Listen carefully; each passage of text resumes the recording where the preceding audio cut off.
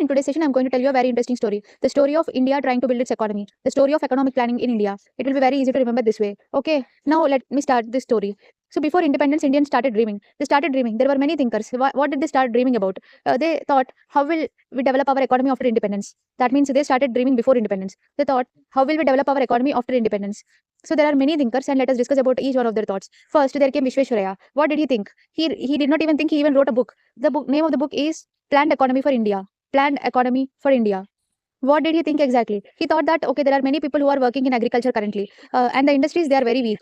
These industries they must develop quickly. This is what Vishweshwaraya thought, and he wrote the book Planned Economy for India, which is very famous. So basically, Vishweshwaraya he is the first member or first person to say India needs economic planning. So he's the first person to say India needs economic planning. So if a person can think in this way, then what about Indian National Congress, who is currently the leader of India? Therefore, Indian National Congress also came with something.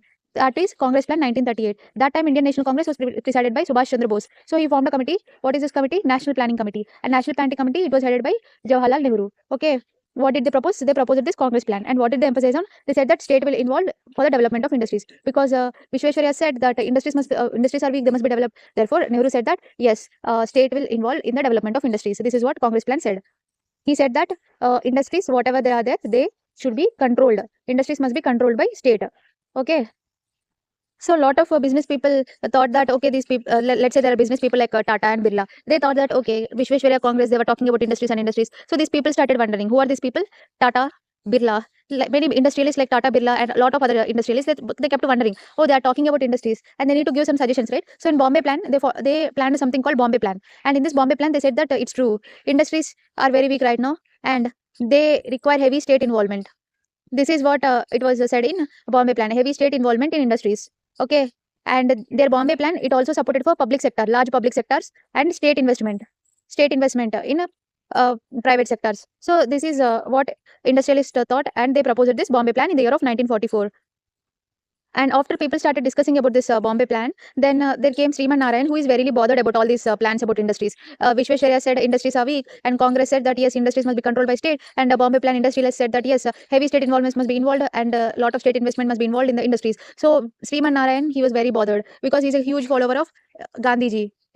Therefore, he suggested a new plan, Gandhian plan. This plan is actually not given by Gandhi, but it is given by Sriman Narayan. But since he is a follower of Gandhi, he said Gandhian plan. He named it as Gandhian plan in the year of 1945. He said that instead of going or focusing for industries, what should government do? Government should focus on villages. I mean, economic decentralization. Industries must be developed, but not at the top tier level, but at the rock bottom level, at the grassroots level. Industries. Which type of industries must government focus on? Government must focus on cottage industries. Only if the grassroots develop, the entire nations can develop. That is what Sriman Narayan suggested in the Gandhian plan. Basically, Sriman Narayan he supported economic decentralization. He was very bothered with all the previous ideas. That is Sriman Narayan plan, also called as Gandhian plan, in the year of 1945, immediately after Bombay plan 1944. So basically, Sriman Narayan he encouraged self-sufficiency of rural economy. That was his focus, self-sufficient rural economy. Okay. Now what happened next? But then there came People's Plan. Okay. People's Plan, what happened? Basically, Vishweshwaraya Congress, Bombay, they focused on industries. And this guy, Sriman Narayan, who is a huge follower of Gandhi, he said that villages must be self-sufficient. Therefore, in the People's Plan, M.N. Roy focused on the people. I mean, people involve both worker who is working in industry and also farmer who is working for agriculture. So they are the people who must be developed. This is what M.N. Roy suggested, and he said it as People's Plan. He called it as People's Plan, and he wanted what? He wanted nationalization of industries. Nationalization of industries, and his focus was on workers and farmers. So M.N. Roy, he wanted what? He want industries to be completely controlled by state. That is nationalization of industries. Then only both the workers and farmers they can develop. That is People's Plan. In the same year of 1945, after the Gandhian plan suggested by Sriman Narayan, M.N. Roy came up with this People Plan. It is the people who must develop. Okay, this plan is also good. Okay, he's focusing on both workers and farmers. Then what happened next? Who gave the next plan? Jayaprakash Narayan, he proposed Sarvodaya plan. Sarvodaya plan meaning welfare of all. He proposed this model in the year of 1950. So after People's Plan, where it was focused on workers and farmers, he said not only them but all. Welfare of all is required. That is what Jayaprakash Narayan said in the year of 1950. And the welfare of all implies equality and also development of villages, economic decentralization, all of them come. So this is the Sarvodaya plan of Jayaprakash Narayan. So let us revise all the topics that we have studied till now. See, before independence, many thinkers started wondering what will happen to India after independence. Who is going to take care of India? How India is going to prosper? Therefore, a lot of thinkers. M. Vishweshwaraya, he came up with a planned economy for India, and his focus is to develop industries because industries are very poor. I mean, and currently a lot of people are depending only on agriculture. Therefore, before independence, industries in India must develop quickly before we reach independence. Okay, that is Vishweshwaraya plan. And later came Congress plan after 4 years. So Congress plan said, if Vishweshwaraya can think, why not the main party who is heading the India cannot think? Therefore, Indian National Congress headed by Bose formed a committee called National Planning Committee, which was headed by Nehru. Therefore, it is also called Nehru Committee. Nehru Committee suggested that industries must be controlled by state. You are right, Vishweshwaraya. You said that industries must develop. Yes, they should be developed quickly, and that those industries they must be controlled by state. This is what Congress plan said. And in the year of 1944, after 6 years, many industrialists started wondering, oh, Vishweshwaraya and Congress, they are talking about industries. We also think the same. We think that state must involve very heavily into the industries, and they must do a lot of public investment. Okay, this is what industrialists thought in the year of 1944, and they came up with Bombay Plan. States, they emphasized states' heavy involvement in industries. Okay, that means they proposed idea of public sector undertakings. Okay, and next what happened?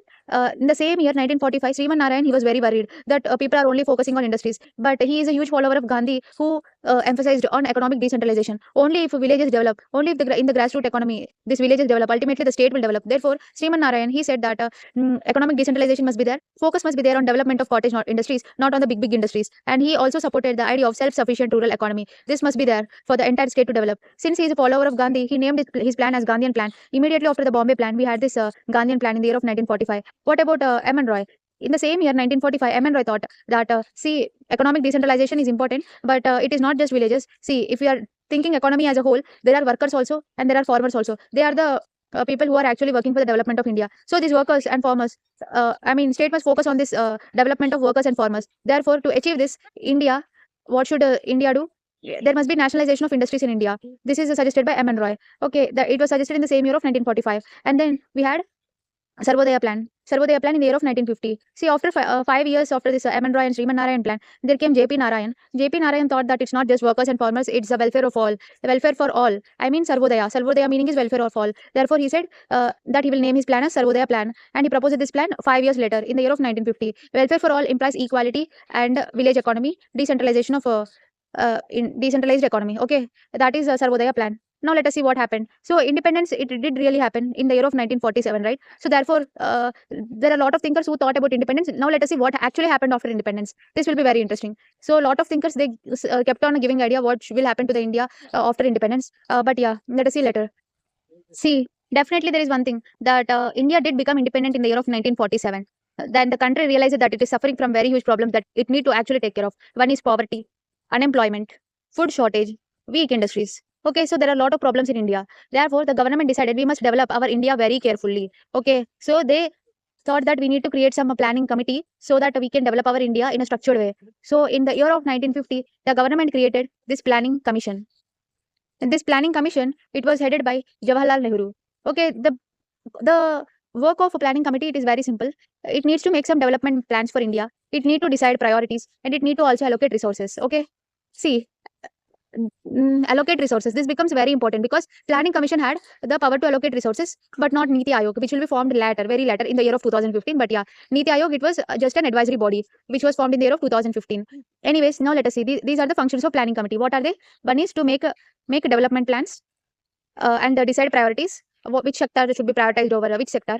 So all such work is done by planning commission. So planning commission basically will develop plans, and these plans, they were called famously 5-year plans. So planning commission, it thought that India must have two types of plans. One is long term. To plan something, it needs goals, right? So it thought of putting two types of goals. One is long term goal and the other is short term goal. So what are these long term goal and short term goal? Long term goal will be what are the ultimate goals of India, and the short term goal would be, okay, within these 5 years, what is the target achievement rate? So let us put certain target achievement rate, that will be our goal, and what did we actually achieve? How much did we actually achieve? That analysis will be done for every 5 years. So this is what planning committee suggested. It was really very good to measure your own performance. Okay, so what are the long-term goals of 5-year plans? They said that India must grow. Growth is important, and equity is important. In the growth, we should ensure equity. Okay, growth and equity. And next, self-reliance. India must be self-reliant economy. Must not depend on foreign countries for PL 480 or anything as such. India must be self-reliant. And the fourth is important, modernization. India should have modern thoughts. Okay, if you have modern thoughts, then only you will be more intellectual. One thing you need to notice that westernization is different from modernization. Modernization implies modern thoughts, traditional clothes. See, even wearing traditional clothes, you can still have modern ideas. But westernization, it is different. It is just copying Western culture. Okay, wearing Western dress, that is different from modernization. Modernization meaning modern ideas. Okay. So the long-term goals of India would be growth, equity, self-reliance, and modernization. Also, one thing I forgot to tell you, these 5-year plans are also called as Panchvarshi plans. If in exam, if you see Panchvarshi plan, it is nothing but 5-year plan. Okay, now let us come to the first 5-year plan. It was also called as Harrod Domar model. Okay, Harrod Domar model. You need to remember the time period. See, independence, we definitely got it in 1941, and 1951 first general elections took place. So first 5-year plan was also formed at that time. Therefore, 1951, you just add 5 years, it will become 1956. So just remember 1951 and add 5 years, 1951 to 56. You need to remember this. Okay, they gave a very small target growth. They just said that, okay, let us see that within 5 years we need to achieve a growth of 2.1%. Let us put this as our short term goal for this upcoming 5 years. So what was the main focus in this 5-year plan? Since at that time India had severe food shortage, there was severe food shortage. So therefore they thought that, okay, our focus must be mainly on agriculture. Our main focus will be on agriculture, and to develop agriculture, of course, we need irrigation and dams. This is what they thought, and they also built this Bakra Nagal Dam. Bakra Nagal Dam. It was built in this time period only. Okay, so there are many other goals also in this period. I remember it like SHIPCOT. SHIPCOT implies S. S for social service. Social service implies like agriculture, irrigation, and dams. Yes. Okay, this is the main focus. And H, first year plan is also called as Harrod Domar model. Harrod Domar model. Okay. And I for IITs. IITs were also established during this time period. And P for public sector undertakings. Power, hydropower establishment. So there was also establishment of PSUs, power industries, mainly hydropower establishment. It was done in this first 5-year plan period. And also it focused and emphasized on communication and transportation. COT, communication transportation. Okay, now if you close, can you try to guess? Now, yes, what does S mean? Social service, agriculture and irrigation. Okay, what about H? Harrod Domar model. What is I implies IITs. IITs were also established during first 5-year plan. And P, public sector undertakings. What next?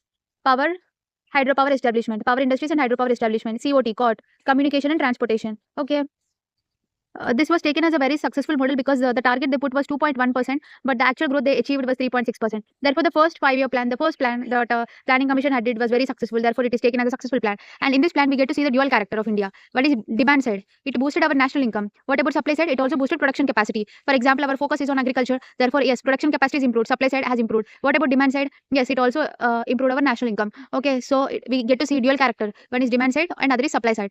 Okay, now let us see the next 5-year plan. Next 5-year plan, it should start in the year of 1956. Yes, and when will it end? Of course, when you add 5 years, it will be 1961. Okay, so the next 5-year plan is the second 5-year plan from the year of 1956 to 1961. So in the first 5-year plan, what happened was they focused on the agriculture because they thought India really had a food shortage. Therefore, the main focus of India must be agriculture. And yes, they are successful. Yeah, they achieved more than the actual target rate. Now in the second 5-year plan, what they thought? They thought that, okay, India, agriculture, it is enough. We achieved our target. Now let us focus on industries. So they wanted India to have strong industries in the second 5-year plan. So economists like PC Mahalanobis, PC Mahalanobis. So this economist PC Mahalanobis, he designed this second 5-year plan model along with Nehru, and therefore the second 5-year plan is also called Nehru Mahalanobis model. Nehru Mahalanobis model. This Mahalanobis, he is an economist, and Nehru, he is the prime minister. Okay, their target was 4.5. The initial target that they put for first 5-year plan, it was very low. It was 2.1%. So they thought, okay, the target growth this time, since we are focusing on industries, let's put the target as 4.45% in the next 5 years. Okay, so they increased this target rate in the second 5-year plan. As I said, in the second 5-year plan, the focus is on industries. So remember it as Madras. Okay. First, M for, of course, it is Mahalanobis, and M, they come together. Therefore, remember it as Nehru Mahalanobis model. Okay. The focus is on rapid industrialization, development of heavy and basic industries. Okay. And next, what is A? Atomic Energy Commission. It was set up during second 5-year plan. Atomic Energy Commission. And what about the other? This D and R, they are important because they are already asked in the UPSC. One is Durgapur Steel Committee, Rourkela, Bhilai. These 3 steel plants were also established during second 5-year plan. So Durgapur Steel Plant. These 3 steel plants that we are seeing, Durgapur, Rourkela, and Bhilai, they are definitely Indian steel plants. Okay. They are Indian, but they took help of foreign companies. For example, Germany helped for Rourkela steel plant to be established in Odisha. So, with the help of Germany, this Rourkela steel plant was established in Odisha. Similarly, with the help of USSR, this Bhilai steel plant was established in Chhattisgarh. Okay, Rourkela and Bhilai steel plants, they are in Odisha and Chhattisgarh with the help of Germany and USSR. Okay, Germany, it's Rourkela, and USSR, it's Bhilai. And UK, yes, UK helped for the establishment of Durgapur steel plant. Okay. And if you're asking me for the location of Durgapur Steel Plant, it is located in West Bengal. Okay, I think you're clear.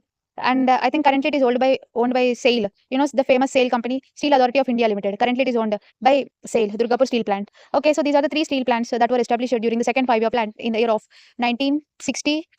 No, in the year of 1956 to 1961. Okay, now we have seen for M. M stands for Nehru Mahalanobis Plan. A for atomic energy. D and R, Durgapur Steel Plant, Rourkela, Bhilai. Durgapur, Rourkela, and Bhilai. Okay, what about A? A stands for achieve. So India was trying to achieve three things during that time. One is inward-looking model of development, implies closed economy. So India don't want to depend on the foreign country in future. Okay, inward-looking model of development. And next, import substitution, not depending upon the imports. Rather, we need to make our own. Okay, import substitution. And next, protectionism. I mean, Indian domestic manufacturers, they must not face competition from foreigners. Okay, competition-free environment must be there to the Indian industry. So these are the three targets that they thought of focusing. One is inward-looking model of development, import substitution, and protectionism. This is about achieving. What about yes? Three schedules were given in the Industrial Policy 1956. Okay, of course, second five-year plan is from 1956 to 1961. In this 1956, there was Industrial Policy 1956, which defined three schedules. So these three schedules are important to remember. Okay, what are these three schedules in the Industrial Policy 1956? It divided industries into three key schedules: Schedule A, Schedule B, and Schedule C. Schedule A is exclusively for companies owned by government. Example: atomic energy, arms, railways. So these are the units which are owned by the government. So they are classified under Schedule A. There are Schedule B companies, which are private companies, and these private companies could also be supplemented with the efforts of government. So it is basically private plus government hybrid. This is Schedule B. Example: insurance, banking. Certain shares are purchased by the government and certain shares are private owned. So this is about Schedule B companies. Now we also get to see Schedule C in the Industrial Policy 1956. What does this say? So this talks about private sector, only private sector, exclusively private sector. But yeah, government can also be there. But yeah, main focus is on private. So for example, let's say T-shirts, watch. They are all consumer goods which are manufactured by the private sector. Okay, these are the three schedules. And yes, these three schedules were given in the Industrial Policy 1956. You get to see some questions. Okay, then you will understand why we studied about these three key schedules. Okay. Now I think you got a better idea about second five-year plan. Now let us see second five-year plan. It was also called Nehru Mahalanobis model. And since first five-year plan is focusing on agriculture and self-sufficiency, the second five-year plan they thought of coming up with focusing on industries. Nehru Mahalanobis plan was clear. And then we had Madras, this Manomic Madras. M for Nehru Mahalanobis plan, A for Atomic Energy Commission, DR for Durgapur, Rourkela and Bhilai steel plants, and A for achieve inward-looking model of development. Inward-looking model of development, import substitution, and protectionism. Achieve inward-looking model of development, import substitution, and protectionism. And next, yes stands for three schedules by the Industrial Policy 1956. What they are? The three schedules A, B, C, owned by the government, hybrid, and then private sector, completely by the private sector. And next, we get to see trickle-down effect. Okay, because see this ideology of Nehru Mahalanobis, they are supporting industries again. But you know what? If you are supporting the top, the bottom people they cannot work. So this cannot happen. They thought that it will lead to trickle-down effect. If industries develop, automatically the grassroots also develop. But this ideology was not so effective.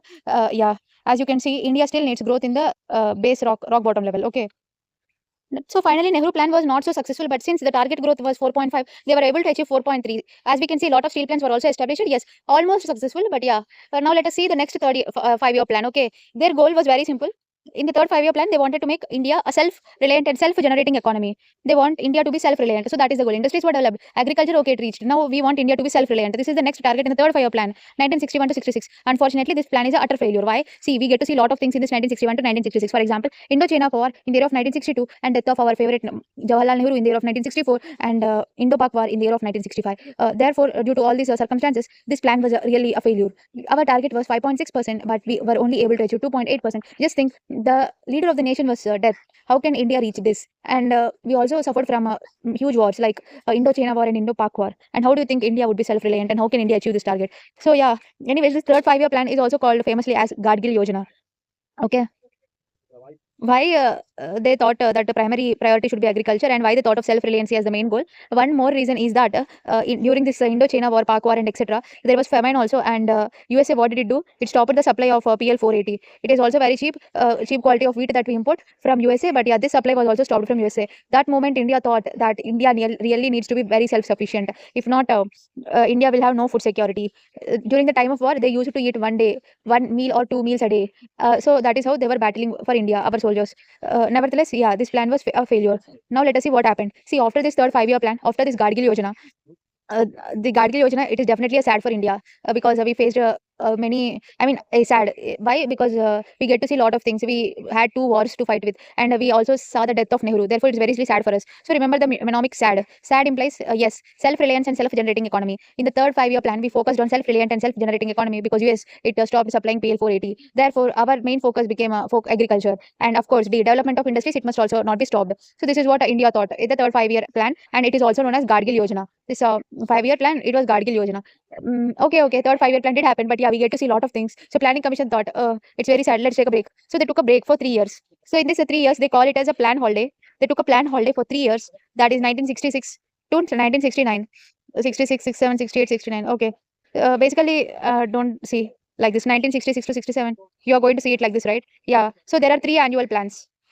Annual plan for 1 year, second year, and third year. Since we are taking plan holiday, we are not planning for 5 years. We will only plan for this year. This is the plan holiday. Okay. First, during this holiday period, they thought one thing that India is really suffering from food shortage. Therefore, we need a new agricultural strategy. And this led to Green Revolution in India. Okay, Green Revolution, when we listen to this, we always think of two names. One is Norman Borlaug, who is the father of Green Revolution. He came up with this idea, HYB seeds, hybrid yielding varieties. Okay, uh, this idea is from Norman Borlaug, who is the father of Green Revolution. But when it comes to father of Green Revolution in India, it is Dr. M.S. Swaminathan. Okay, yeah. This green revolution, it was very successful. We used HIV seeds also. It was mainly successful in Punjab, Haryana. Now also Punjab, Haryana, we get to see they are agriculturally prosperous states, and we also see Western UP, which is also agriculturally prosperous. So if we take the map of India, it's Punjab and Haryana, and the Western Uttar Pradesh, Western part of Uttar Pradesh. These three, they were majorly successful during the period of green revolution, and the legacy still continues, and they are the major suppliers of agricultural stock in India. So, if ever a question comes, when did Green Revolution happen? Your time period will be somewhere between 1966 to 69. Okay, this was the period of time when Green Revolution happened. India actually focused on using high yield variety seeds. Okay, this is very important. This was led by agricultural scientists like M.S. Swaminathan and Norman Borlaug globally. Globally, it was Norman Borlaug, but in India, it is M.S. Swaminathan. Okay, and this is the period where when India transformed from food deficient nation to self-sufficient nation. Now India is self-sufficient. Before this, India was food deficient. So yeah, India not only became self-sufficient, but it also became a producer, major producer for the world later on. Okay. Then the planning commission thought, okay, the holiday break is over. Now let's get to the real work. Now let us see. First 5 year plan, it was between 1951 to 1956, and second 5 year plan is between 1956 to 1961, right? 5 years you need to add. And third 5 year plan, it is obviously between 1961 to 66. And then in this period, there were a lot of sad things that happened. Therefore, they took a break period for 3 years between 1966 to 69. Okay, there had been three annual plans. However, their focus was mainly on self sufficiency of India, and green revolution happened in this period only. Okay, now if you see first 5 year plan, the trick that I said you, what is the trick for first 5 year plan? It is shipcot. Shipcot meaning what? Shipcot meaning very simple. Let us see the mnemonics later. What is 1956 to 61? It is Madras, because their focus is on industries. Therefore, Madras. 66 to 66 is very sad for us. Therefore, it is sad. The trick becomes sad. Okay. If you want to remember Shipcot, I came back here. Ship, yes for social service, agriculture and irrigation, H for Harrod Domar model, and I for IITs, P for PSU power and hydropower establishment, COT is for communication and transportation. Let us see again. Shipcot. Shipcot. What is yes? Social service, agriculture and industries.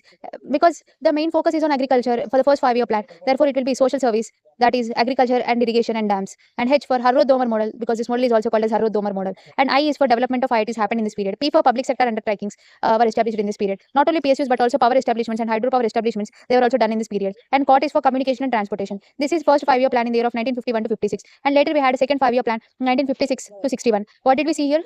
Here we saw something great. What?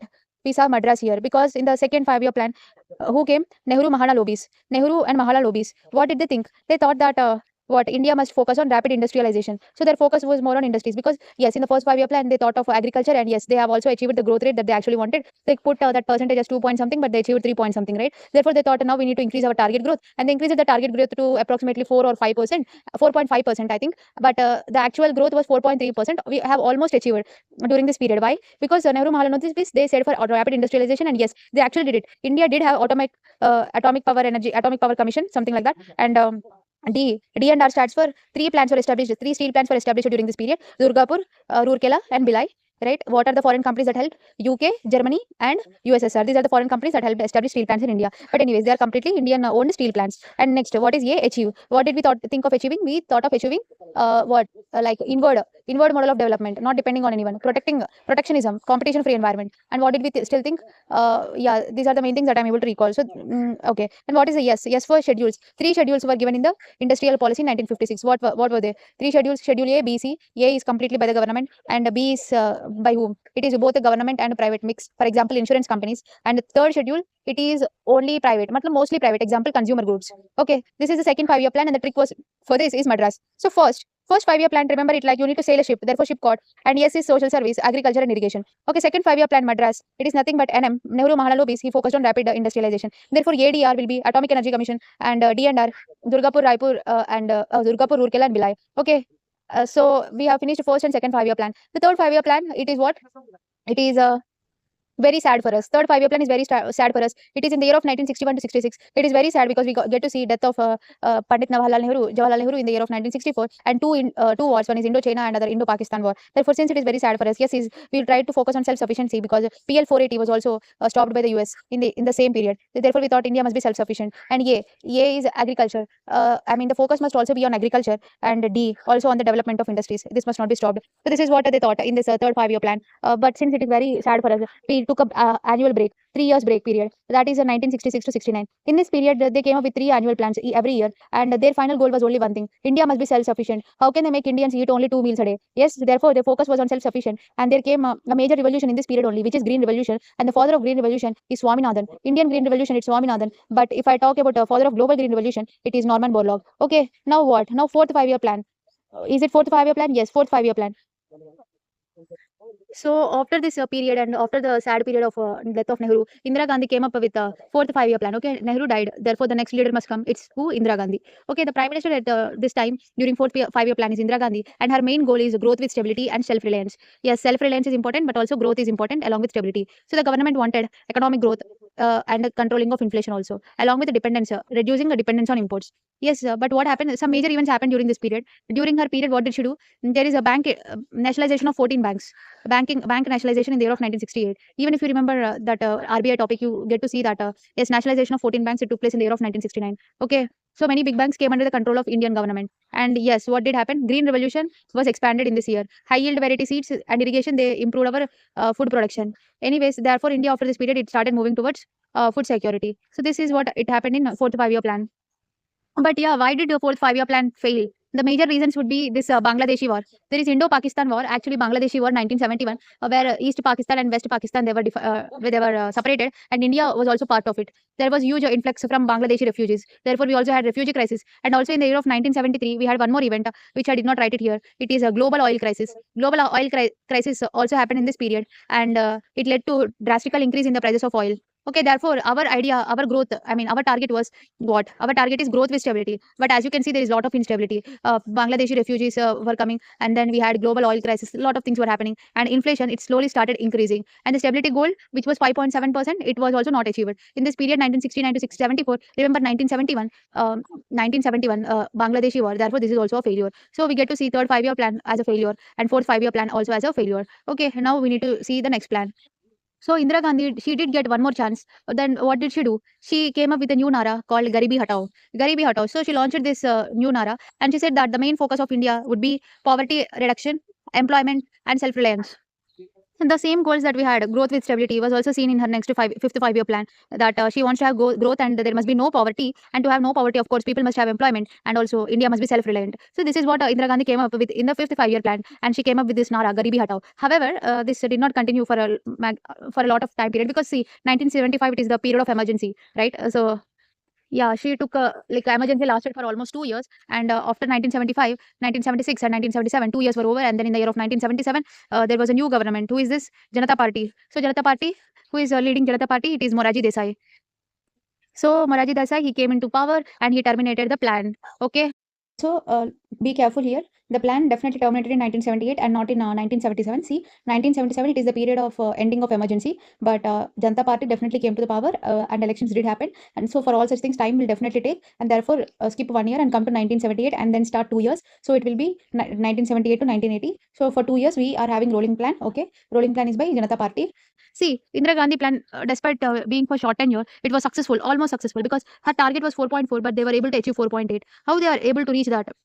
See, they did a lot of things, like a 20-point program in the year of 1975. In the year of 1975, she came up with this program, minimum needs program, and 20-point program. These programs are they are very helpful for ensuring broader social welfare of the economy. For example, there are 20 points in the water. In this 20-point program, there are 20 points that she highlighted. One is Garibi Hatao. So she focused on Garibi Hatao. That is the first Nara that she actually came up with. That is why she said Garibi Hatao, poverty eradication. And the second is Janashakti, power to the people. Janashakti. So similarly, there are 20 such points. If I see each and every point, they are really great and impactful. For example, Kisan Mitra, support to farmers. You might have heard this very well. Shramik Kalyan, labor welfare. And we have Khadya Suraksha, food security. And Sabke Liye Awas, housing for all. And many such things like clean drinking water, health for all, education for all, welfare of SC, ST, minorities and OBC, Mahila Kalyan. All such things, all such points were discussed in 20-point program. And there were government schemes for each and every point in this program. Therefore, despite emergency and despite the change of government, the schemes that she launched before her end of elections, I mean, before she lost her elections, it was very impactful. And therefore, despite for a short tenure, despite it being only for 3 or 4 years, it is successful because the target was 4.4, but it achieved 4.8%. I mean, it is successful. So therefore, if I see sad, I mean, the 5-year plan which have failed, the third 5-year plan because it is sad, and the fourth 5-year plan it also failed. Why fourth 5-year plan failed? Because it failed due to Bangladeshi influx. Remember, when there are wars, definitely it will fail. For example, if I see 1961 to 66, there are wars, therefore it failed. And in the year of 1969 to 74, there is one more war, 1971 Bangladeshi war. Therefore, it also failed. But fifth 5-year plan, there is no war. Therefore, it won. Despite the change in government, it still won due to 20-point program and minimum support program by the Indira Gandhi. Okay, that is fifth 5-year plan. If they ever ask you what is rolling plan, it is the plan proposed by Janta government. Okay, this is about what fifth 5-year plan, and fifth 5-year plan was incomplete. It was only till 1978, and 1978 to 1980 we had Janata Party. Now we are starting sixth 5-year plan. Sixth 5-year plan, it is from 1980 to 1985. Okay, sixth 5-year plan.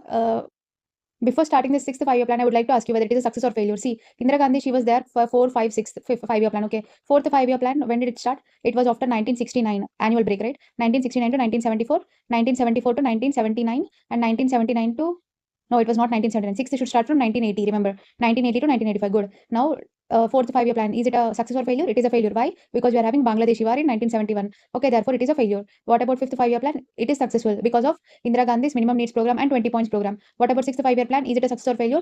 It is a success. Why? Because you will get to see now why. Okay. See, after the Janata Party, after Janata Party's failure in the election, Indira Gandhi, she won elections with people support, and therefore people mailed her. So remember it as mail, because lot of people mailed in support of Indira Gandhi. Mail, MAIL, mail. Remember this, okay? After Janata Party, Indira Gandhi won, so lot of people emailed them, mailed them. Just remember mail. So what is mail? Mail is modernization of economy with technology. So she thought that economy, it must be modernized because technology is developing. This is what she thought. So this is M, and also M also stands for main other goals. What are the main other goals? That main other goals such as poverty eradication and employment generation. What she always thought were still continuing. Okay, and what stands for A? A is agriculture and emphasis on social services. So lot of emphasis on social services were given in this period. Social services such as education, health, family planning, housing, etc. They were taken care in this period. And what stands for I? I stands for industrialization pattern shift. So there was a shift in industrialization pattern that was seen in this period. For example, initially the focus was on heavy industries, but now the focus went shifted to infrastructure. Okay, so there was a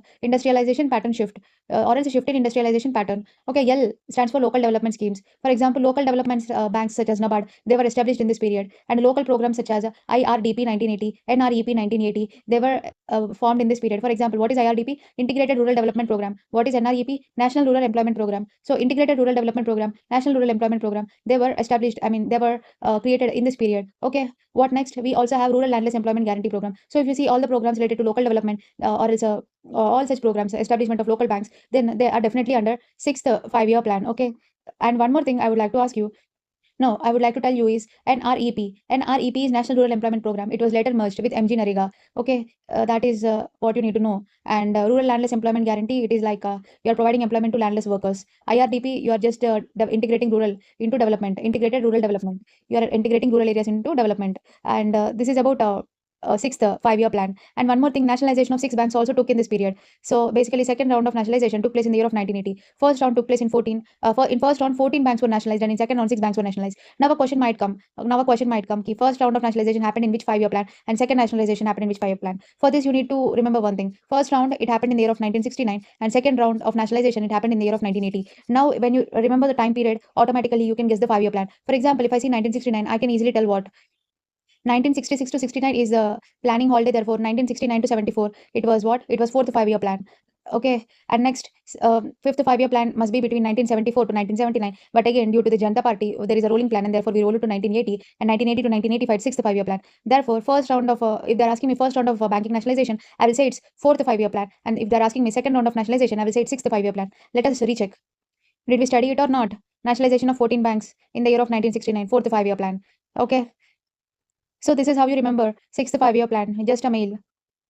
One question. Is this a plan success or failure? It is a huge successful. It is very successful. Why? See, the target was 5.2%, but we were able to achieve 5.7%. Therefore, sixth 5-year plan, it is successful. So after annual holiday, I mean plan holiday, we were able to see 4, 5, 6, 7. 4 started from, of course, 1969 to 74, 74 to 79, 80 to 80, 5, and this must be from 85 to 90, right? These numbers are very good. 1980 to 85 and 85 to 90, 6 and 7. Okay.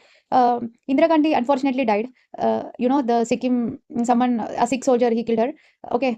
Therefore, the next government after 6th 5-year plan would be Rajiv Gandhi government, right? After death of Nehru, Indira Gandhi took place, and after death of Indira Gandhi, it is Rajiv Gandhi. So Rajiv Gandhi, his focus is very simple. He said food, work, productivity. Good food, then you will work good, and therefore there will be productivity. So he emphasized on food, work, and productivity, and therefore mail. Just remember the name of mail. Yes, lot of people mailed, and what is written in the mail? Some letters were written, E, F, G, H. Okay, letters will be written, right? So letters, what are the E, F, G, H? Or else this food, work, productivity will be reflected in this starting three letters.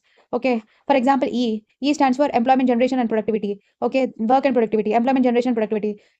F stands for food grain production must be doubled. So Rajiv Gandhi government, his goal is to double the food grain production, and also blue revolution. These two were emphasized in the 7th 5-year plan. Okay, also in the 7th 5-year plan, we get to see Jawahar Rojgar Yojana. It is basically a scheme under employment generation, Jawahar Rojgar Yojana. Okay, so this is about EFG, food, work, and employment. Food, work, and productivity, right? Food, remember blue revolution fishes along with food.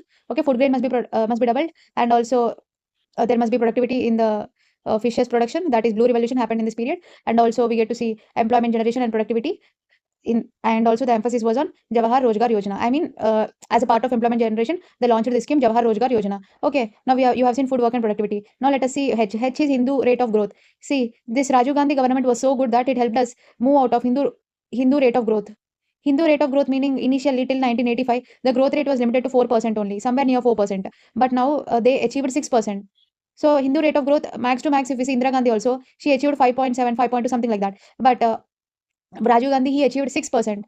Therefore, we can say that 7th 5-year plan helped us to move out of Hindu rate of growth. That means the usual trend was crossed. So that is about 7th 5-year plan. Just remember EFGH, emphasis on food, work, and productivity. Okay, Jawahar Rojgar Yojana, employment generation, food grain production, blue revolution. Okay. Also, what happened in this period? There is a lot of increase in the private sector, and science and technology was also emphasized in this period. But yeah, they faced one crisis, that is BOP crisis. They had to import a lot and export very less. Therefore, there is a revenue deficit in our BOP, and also there is a fiscal deficit. So during this crisis, what happened? Rajiv Gandhi died, and there is a need of new government. Okay, and also there is a lot of economic uncertainty.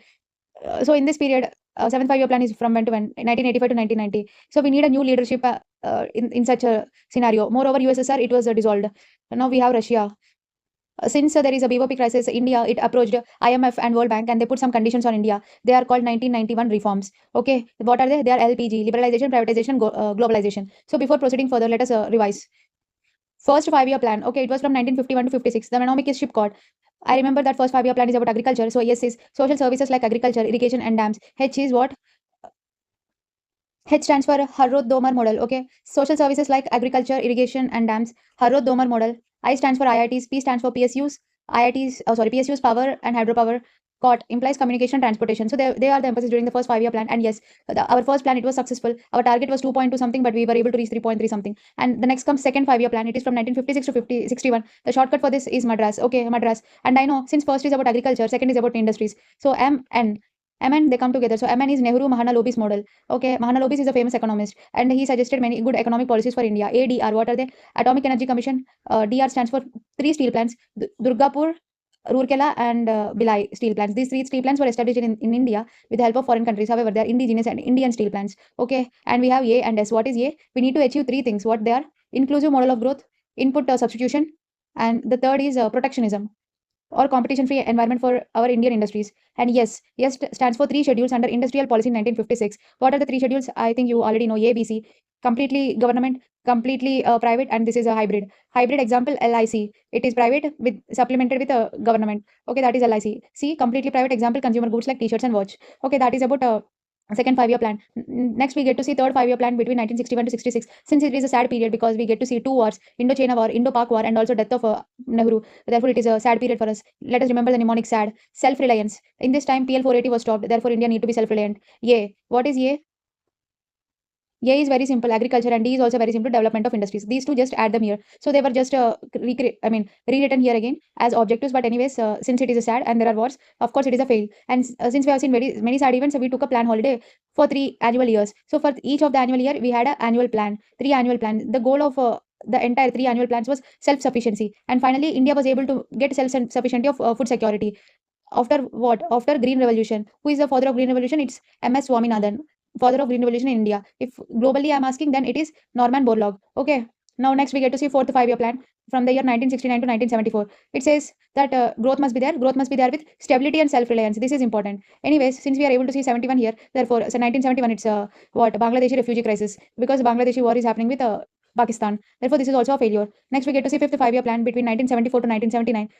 1978 from 1978 to 1980 again we had rolling plan. This is something you need to remember, because sixth five-year plan you need to start from 1980. Okay, now let us see fifth five-year plan. It is also similar to fourth five-year plan. Growth with poverty elevation, unemployment, and self-reliance. See, of course, in the fourth we just said stability, but in the fifth we are saying poverty must be alleviated, therefore employment must be there, and self-reliance must also be there. Okay, this is discussed in the fifth five-year plan. Is this model successful? See, despite her tenure being very short, she really did amazing government programs. For example, minimum needs program and 20-point program. 20-point programs, there are almost 20 points in this, and under each point of 20 points, the schemes were very good. Okay, now let me see sixth five-year plan. Sixth five-year plan is from 1980 to 1985. Since Indira Gandhi once again won the election, people mailed them. So the mnemonic is mail.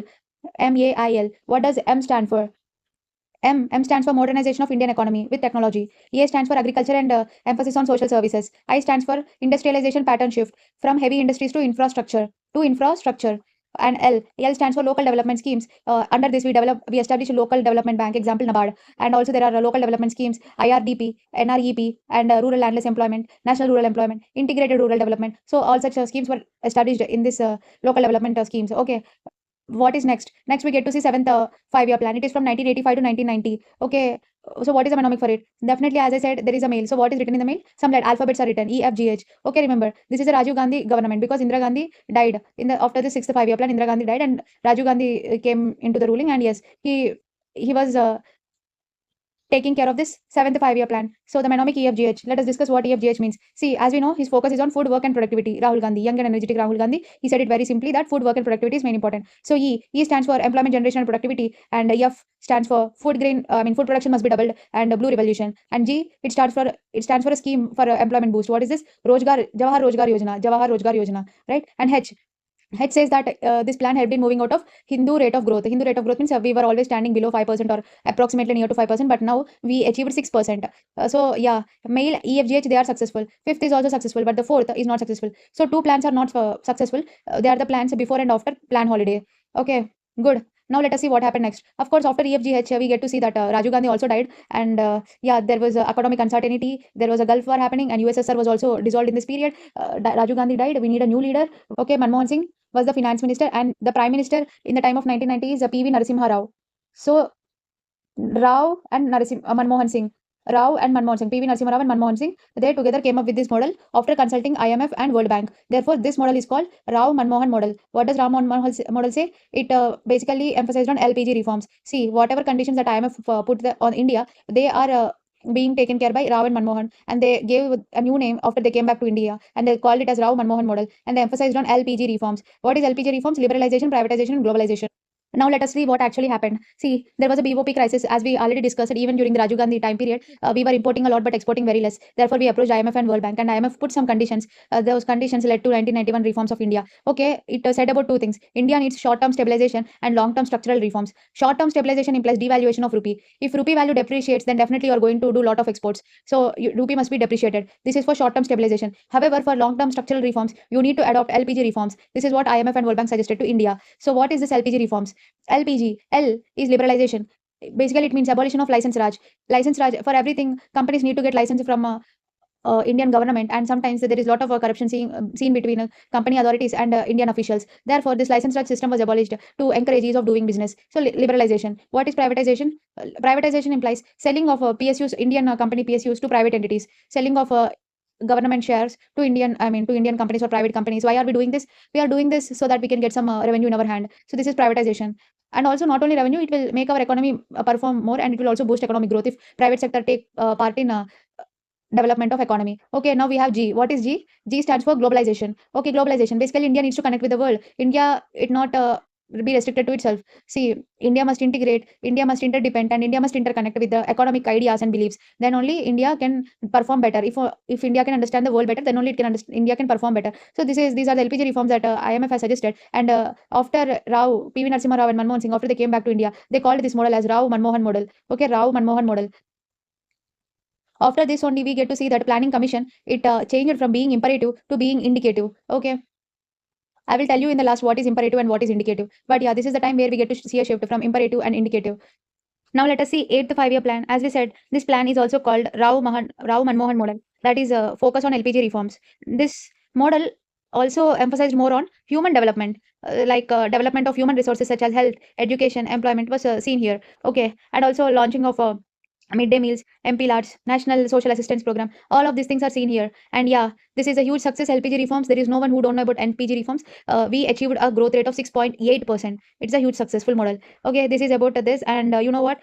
This constitutional status, Panchayat Raj institutions got constitutional status in this period only. 1992. As we can see, 1992 is here. 1992 is also here. 73rd and 74th Constitutional Amendment Act of 1992. Therefore, yes, constitutional status to Panchayat Raj institutions was during 8th five-year plan, during Rao Manmohan model.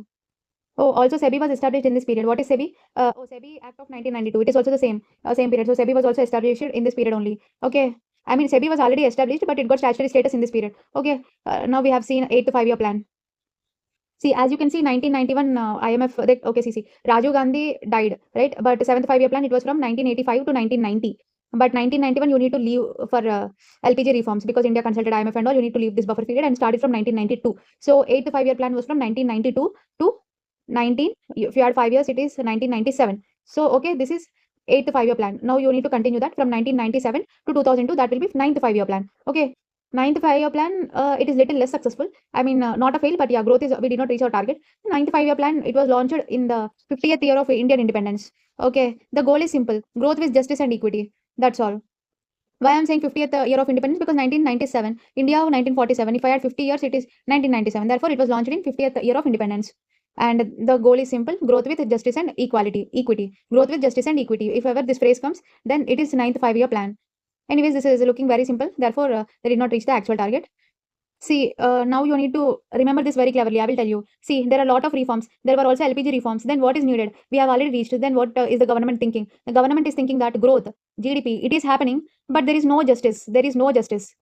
That is the catch. Therefore, growth must ensure justice. That is growth with justice. Okay, after LPG reforms, yes, there is a lot of growth, but yeah, there is no justice in that. So growth must be there with social justice and equity. That is discussed in this 9th five-year plan. Growth with justice and equality or equity. Okay, that is 9th five-year plan. The 10th five-year plan, it was headed by our late Prime Minister Atal Bihari Vajpayee. He was there for 2 years. From 2004, it is Manmohan Singh, definitely. Okay, from 2004, it is Manmohan Singh. And he was from 2004 to 2014 for 10 years. And MG Nariga, it was launched in the year of 2005, I think. If I remember, it is 2005. I don't remember clearly, but yeah. So now let us see what this 10th five-year plan says. So yes, it is, since it is headed by Atal Bihari Vajpayee, he said very simple. What did he say? He put a target of 8%. Okay, he put a target of 8%. And what about his aim? So he has two aims. One is GDP and other is poverty. He said that his plan aimed to double GDP, not GDP, per capita income in next 10 years. Okay, we usually say GDP, but he said it's not GDP, it's per capita. Per capita must double in the next 10 years. This is what he said. And next he said about poverty. He aimed poverty to reduce by 5%. Okay, this is what he said. And he also suggested for reforms in PSUs and some other administrative reforms. Okay. Anyways, he had such numeric targets. This is headed by Atal Bihari Vajpayee. His target was 8.8%. Yes, he was able to try it and he achieved up to 7.6%. This is 10th five-year plan. Okay. One is per capita and other is a poverty reduction. Per capita must be doubled and poverty must be reduced by 5%. Okay. Must be doubled and reduced by 5%. Okay. Something like that.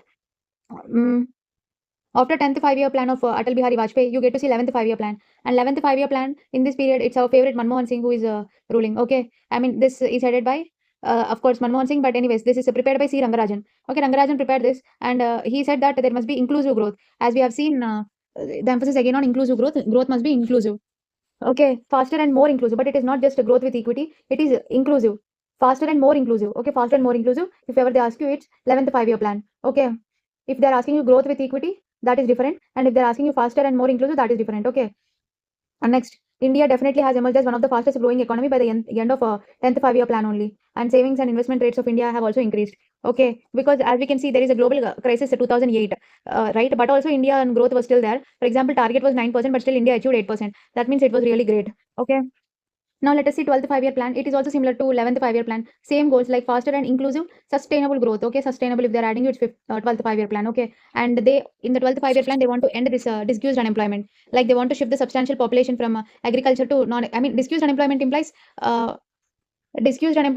hidden employers. They are working, but it is not shown in GDP. The results are not visible. And such kind of employment is called disguised employment. Okay, disguised unemployment. Okay, that is because there was a significant shift in substantial population from agri to non-agri occupations, and also this focused on development of human capabilities, education and health. Okay, the development of human capabilities like education and health was also focused here, and the emphasis on MSMEs is also seen. Anyways, if you know 2014, it is the Modi government which came into power, and in 2015, Modi government completely removed these planning commissions and it established a Niti Aayog where it is just an advisory body. Okay, let's revise all the five-year plans that we have studied till now, starting from 8th five-year plan. Now, definitely, we are not going to start from 1991. We need to start from 1992, right? Because there is a break because our PV Narasimha Rao and Manmohan Singh, they went and visited IMF. There is a break of 1 year, and from 1992 and 1997, we are starting. Okay, this is 8th five-year plan. We get to see LPG reforms. Therefore, Planning Commission changed its planning area from imperative to indicative. And one more thing, this model is also called Rao Manmohan Singh model. Okay. And also one important thing to remember is there was more emphasis on human development. There was more emphasis on human development in this period. Human development such as health, education and employment were focused here. And also government has launched midday meal schemes, midday meal, MP lots. As we have seen 8th five-year plan, now we need to see 9th five-year plan. Okay, what is 9th five-year plan?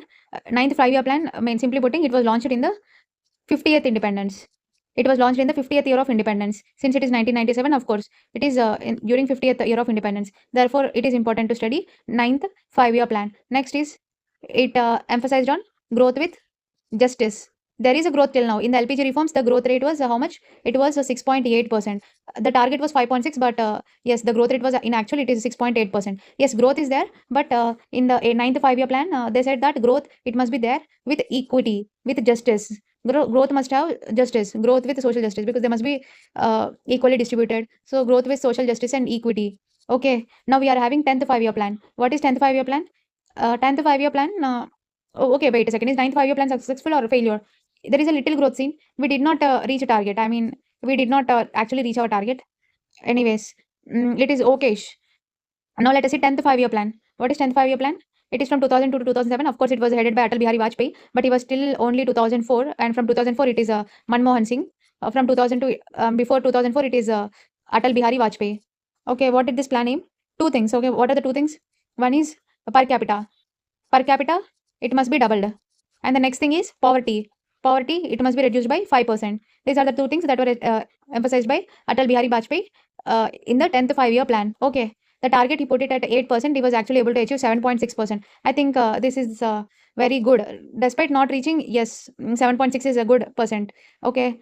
And also there is one more thing, not just two things, but also three things. The third thing would be, see, per capita poverty definitely, but education, this is very important. Emphasis on education was also in the 10th five-year plan only. I mean, he said that there must be higher education enrollment. See, after class 12, most of the people, they are not being educated and they are working as a laborers. So they thought on increasing higher educational enrollment. And for this, they thought of using ICT orientation in education system. Information communication technology in the higher education must be there, and so that education can be integrated with technology, and more people can get access to higher education. That was discussed. So basically, yes, this 10th five-year plan, it is also successful, almost successful. That is why I put this symbol. Okay, the main focus was per capita must be doubled, poverty must be reduced by 5%, and higher educational enrollment must be there. Okay, these are the three things. Oh, you can remember however you want, but I think it's better you don't go with mnemonics from 8th planning commission, or else it will be difficult for you to memorize. And the next is 11th five-year plan. Yes, the prime minister is Manmohan Singh, but yeah, it was prepared by C Rangarajan. C Rangarajan prepared this, and what did he say? He said that growth must be there, the same ninth, whatever it is saying, growth with justice, right? He just said growth, faster and more inclusive growth, faster and inclusive growth. This is what it was discussed in under 11th five-year plan. 12th five-year plan also said the same. It said that faster and inclusive sustainable growth. If I'm saying sustainable growth, then it is 12th. And if I'm saying just faster and inclusive, then it is 11th. Okay. And also 11th five-year plan. Okay, 11th five-year plan, there is nothing much to discuss. See, 11th five-year plan, it was very successful. One thing for sure. It achieved 8% despite 8% growth despite 2008 global crisis. 2008 economic crisis. Despite that, it achieved 8%. That means it was really good. And 2012 to 2017, the aim was again the same, fast and inclusive sustainable growth. However, it was only till 2014. Why? Because BJP Modi government came into power and they removed this and they established Niti Aayog in the year of 2015. Okay. Now, if you want to revise, I will revise again. 8th 5-year plan, it is from 1992 to 1997. It is 92, not 91. And of course, we are continuing LPG reforms here. And the planning commission, it changed from imperative to indicative. This model is also called Rao Manmohan Singh model. Rao means Prime Minister PV Narasimha Rao. Okay. And the emphasis was on human development, on social schemes, health, education, and development. All such priorities they were given. And the 9th 5-year plan, it is from next sequence. You need to go through the sequence only. 1997 to 2002. Okay. It was 1997, as I can see. It was established in the 50th year of Indian independence. The focus is, since it is 50th year of Indian independence, and you can see that growth, they thought of with a new idea. What is that idea? Till now, we are seeing growth, but in that growth, we are not seeing justice anywhere. So 9th and 50th independence, it is very special. Therefore, let us see justice in the growth. That is what it was thought as. And in the 9th 5-year plan, they thought that growth must be with justice and there must be equality. Growth with justice and equality. That was during the 9th 5-year plan, which was during the 50th year of independence. Now, next is the 10th 5-year plan. It was in the next sequence, 2002 to 2007. Since there are two people, one is Atal Bihari Vajpayee. He was from 2002 to 2004, and from 2004 it is Manmohan Singh. Therefore, think that you need to focus on three things. One is per capita, and the other is poverty, and third is education. Per capita, poverty, education. Okay, he's per capita, it must be doubled, and the poverty must be reduced by 5%, and higher education enrollment must be increased, and it must be integrated with information communication technology, ICT. Okay, that was discussed in the 10th 5-year plan. Now, next there was 11th 5-year plan, 2007 to 2012, and it was prepared by C. Rangarajan. And the emphasis is very simple. The last two are very simple to remember. They focused on foster and inclusive growth. And despite all this, despite a global crisis in the year of 2008, we have seen an 8% growth. That means this plan was really good. 11th 5-year plan. 12th 5-year plan, it emphasized on faster and inclusive sustainable economic growth. Anyways, in the 2014 Modi government came, and it completely removed the planning commission, and now the power went into Niti Aayog. Niti Aayog will plan everything now. But Niti Aayog is an advisory body. Okay, it was established in the year of 2015.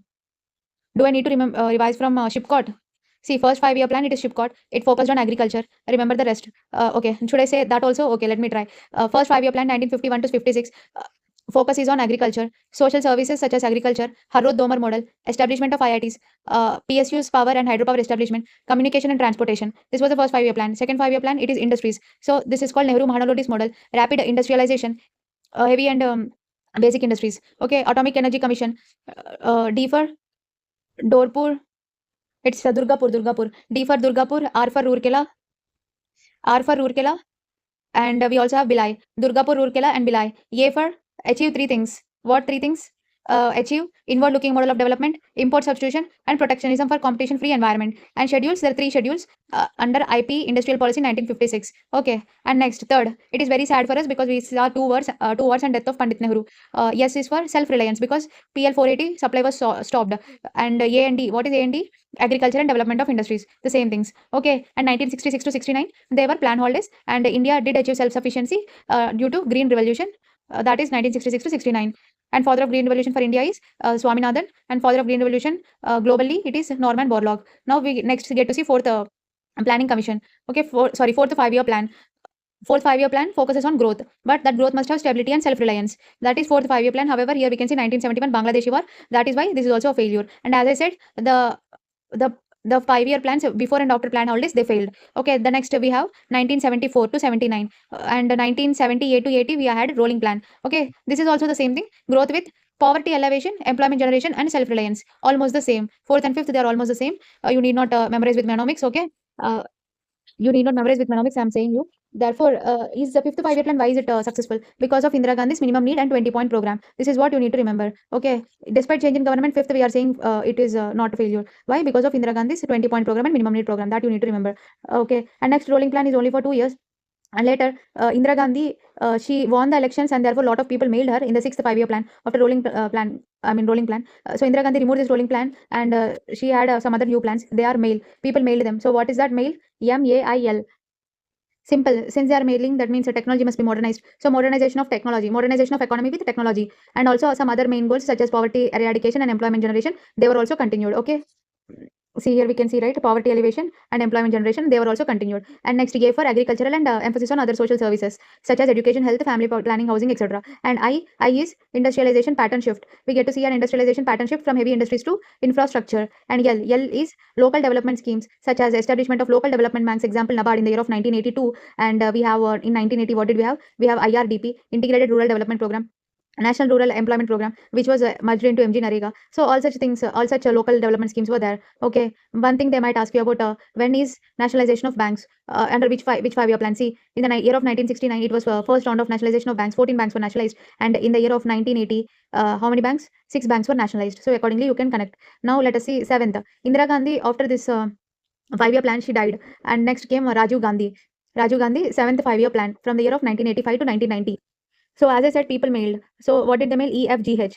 That EFGH is seen by Rajiv Gandhi, right? Because her mother died. Therefore, Rajiv Gandhi. Rajiv Gandhi's focus is very simple. What is his focus? Food, work, and productivity, right? Therefore, E is employment generation and productivity. F is food production must be doubled, and also blue revolution. Food production must be doubled and blue revolution. And G for Jawahar Rojgar Yojana. And H stands for moved out of Hindu rate of growth. So seventh 5-year plan helped move out of Hindu rate of growth from 4 to 5%. We were able to reach 6% after the seventh 5-year plan. Yes, Rajiv Gandhi died, and after 1990, we also got to see this BOP crisis. Therefore, Finance Minister and PV Narasimha Rao, Prime Minister, they went and visited IMF and World Bank, and IMF and World Bank suggested some reforms, long-term reforms and short-term reforms. Short-term reform is currency depreciation, and long-term reform is structural reforms. Those structural reforms are nothing but LPG reforms. And when they came into India, they named a new model, and they called it Rao Manmohan Singh model. Okay, now let us see. LPG reforms were in the 8th 5-year plan. The Planning Commission changed the planning from imperative model to indicative model, and therefore, since it changed to indicative, more emphasis on human development is given. Health, education, they were prioritized a lot in this period. Health, education, and other social services were prioritized. Okay, this is 8th 5-year plan. Next, we get to see 9th 5-year plan from 1997 to 2002. So when was this established? In 1997, as we can see, this was established in the 50th year of independence. Therefore, since this is very special, since now currently we are only seeing growth, therefore growth must be seen in other perspective. Not just growth is important, but social justice in the growth is also important. So growth with social justice and equality, that was in the 1997 to 2002 9th 5-year plan. Okay. But however, it was not so successful, but almost successful. Let us keep the symbol. And 9 and 10, they are almost successul. See, if you see the top 10 rankers, last 2 rankers, we will say they are almost successful, right? That is how you remember. So 9 and 10, they are almost successful. 2002 to 2007, we had, of course, the 10th 5-year plan. It is headed by Atal Bihari Vajpayee, but it's only for 2 years. And later, from 2004 to 2014, it is Manmohan Singh government. Okay, what happened? They focused on 3 things here. You can see 2, but yeah, therefore there are 3 units that you need to focus on. One is they said that per capita income must be doubled by the end of the 5-year plan, and next, poverty must be reduced by 5%, and higher educational enrollment must be there, because see, higher educational enrollment must be increased. Why? Because after class 12, no one is studying. Therefore, information communication technology must be integrated in the higher education. This is what is suggested in the 10th 5-year plan. But it is almost successful. But yeah, the percentage, if you see, it is 7.6%, which is pretty high. But nevertheless, the 11th 5-year plan, it achieved the greatest. That is 8%. 8% despite 2008 crisis. So if a question comes, which 5-year plan achieved the highest growth rate, it is 11th 5-year plan despite 2008 crisis. So some people might just into mark because of 2008 crisis, but no. So despite 2008 crisis, we are able to achieve 8% growth rate. So to the 11th 5-year plan, it was prepared by C. Rangarajan, and the focus is on faster and inclusive growth. The next is 12th 5-year plan, and the focus is on faster and inclusive sustainable growth. However, in 2014, we had Modi government. Modi government removed the planning commission, and Niti Aayog was established in the year of 2015. Now let us see the issues with planning commission. BJP government has removed a planning commission, and it has established a Niti Aayog in the year of 2015. That means there must be some issues with the planning commission. But before proceeding, I would like to tell you that Niti Aayog and planning commission, both of them are non-constitutional bodies, or we can also call them as extra-constitutional bodies. And both Niti Aayog and planning commission, they are non-statutory. Simply putting, they are just executive bodies. So coming to the first issue, here states had no role to play, because planning commission, it is central level. Therefore, states, they are having no role to play. But if you want to develop India, of course, states must also play a very crucial role. States had no role to play. That is the first issue. And the second issue is financial distribution. See, simply putting, the financial powers are only with the few people. Okay, that who are those few people? It is super cabinet. Only they are the one who is having those superficial powers when planning commission is there. They are not decentralized. They are centrally oriented. So there is no much role seen in a financial distribution. I mean, there is not a great role in a financial distribution, that I can say. And what can the third point be? This planning commission is contradictory to the market economy. So why I am calling it as contradictory to market economy? For example, if you see a market economy, there is a mechanism there is a mechanism, and according to the supply and demand, people will determine a certain price, and everything will be fixed. Price, supply, the quantity that must be given to that particular price, everything will be according to the market. But when there is a planning commission, what it used to do, it used to regulate the supply, and it used to control everything. So entire control of the market is in the hands of planning commission. So the market, it is not working automatically, but instead whatever planning commission is deciding, according to it, it is functioning, because the planning commission had a financial or a fund distributing power, right? So planning commission, it aimed at direct investment and resource allocation. How much resource must be allocated? See, even if there is a plenty of supply in the market, let's say, but planning commission will decide how much resource must be supplied in the market. Everything is decided. So it did not go according to what market actually wanted to do. Okay, that is one issue with the planning commission. If I'm saying states had no role to play, I can also call it as there are some federalism issues, right? This is some other word. Okay, and next I can also say that it failed to implement labor reforms and land reforms. I mean, it did try to bring such reforms, but unfortunately, it failed to bring labor reforms. For example, there are many schemes, right? Those schemes, they were not implemented well. They are not implemented well. Okay, and next, what? There were high non-performing assets, because banks used to give loans to the poor, but again, those loans will not be repaired. If the loans are not repaired, of course, non-performing assets would increase. So there is an increase in non-profit assets that is being seen, and also during some 5-year plans, if you have noticed, there was a food shortage. That indicates that food inflation was also there. Food inflation was also there. I mean, see, in the end, planning commission did try to control it up to a lot of extent, but food inflation was there. Okay, that was not controlled by the planning commission. And next, what we can see, this planning commission, it tried to adopt this one size fit all approach. What is one size fit all approach? Basically, what a planning commission thought that they are the central body, and everything, whatever they decide, that will be the final. So that is not possible, because India is very diverse. If you see every local state, the culture, the methodologies they adopt, everything is different. So since India is very diverse, going with one economic policy for entire India, it would be very difficult. That is one size fit all approach. This is also one of the issue with the planning commission. And what next? Planning commission tried to bypass state governments, because state governments also want to do some things, but planning commission tried to surpass state governments by designing schools that are directly funded to NGOs and private entities. Okay, see, for example, if there is any school that is funding to NGOs and private agencies, something, if there is such a tie-up, then planning commission used to design such kind of schools. But state governments, they work at a different level. So therefore, planning commission tried to surpass these state governments. Yeah, these are some of the issues with the planning commission. Basically, states had no role, and this is a one size of it all approach, and it is also contradictory to market economy. And if you think of the schemes that were launched, there were a lot of non-performing assets in the banks, and the labor reforms were not implemented well. Of course, there was a food inflation that was seen. Okay, so due to all these issues, planning commission had shortage with new bodies were even created. Okay, this led to creation of even new bodies like PM's project monitoring. Why do we need to monitor a project? Because planning commission is really having issues. Therefore, there were new bodies. PM project monitoring group, PM economic advisory group, EAC bolte hai. Okay, project monitoring, PM economic advisory group of ministers. So there are a lot of such extra groups and extra administrative work.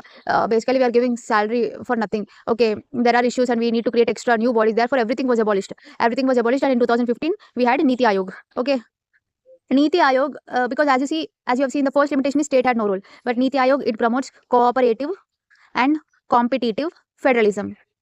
As you have seen, planning commission, there are federalism issues, but with Niti Aayog, it is promoting cooperative and competitive federalism. Cooperative example, we have GST Council. GST Council, yes, GST is distributed between state and center. For example, if there is IGST of 10%, then it will be distributed into CGST and SGST of 5%, 5%. So you can see cooperative federalism. And also there is a competitive federalism. Competitive federalism implies there are a lot of government schemes that are promoting competition between states. For exporting. So whichever state does highest number of exports, they are going to get more revenue from Niti Aayog. I mean, not from Niti Aayog, but from the central government. So that is decided. So all such advices are being made by the Niti Aayog. One thing to note is that the second thing is Niti Aayog is just advisory. So therefore, the fund distributing powers is not with Niti Aayog anymore. Okay, so Niti Aayog, it became advisory completely. And the third point you need to know, what the composition, of course. What is the composition of Niti Aayog? See, if you see Niti Aayog, PM will be the chairman. Okay, PM is going to be the chairperson, and what next? Of course, chief executive officer, vice chairperson. These people are someone who is going to be nominated by prime minister. Okay, of course, there are some other members also, full-time members, part-time members, and ex officio members. Ex officio meaning just because they are in that role, they can also be members in this. Until they are in that role, they can also be members in Niti Aayog. That is ex officio until they hold that office. Okay, and then what? There are many such. There are also some private entities. So there are a lot of members in Niti Aayog. Okay, You need not remember the other members. Just remember that the head of the Niti Aayog is chairperson. The chairperson is prime minister. Okay. Next, you need to know is that yeah, it is decentralized. Okay, decentralized planning and bottom up planning.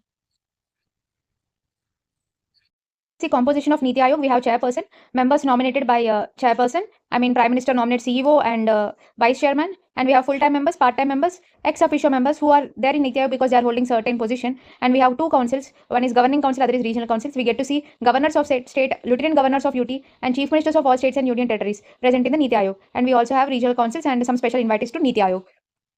Now, if we see the indices of Niti Aayog, there are many indices. So, in exam, the question might come because Niti Aayog was established in 2015. Right now, 2025, 10 years were complete. UPSC might ask Global Innovation Index, okay, State Health Index, State Energy Index, and SDG India Index, School Education Quality Index, okay, and India Innovation, Multidimensional Poverty, Export Preparedness, Composite Water Management, District Hospital Index.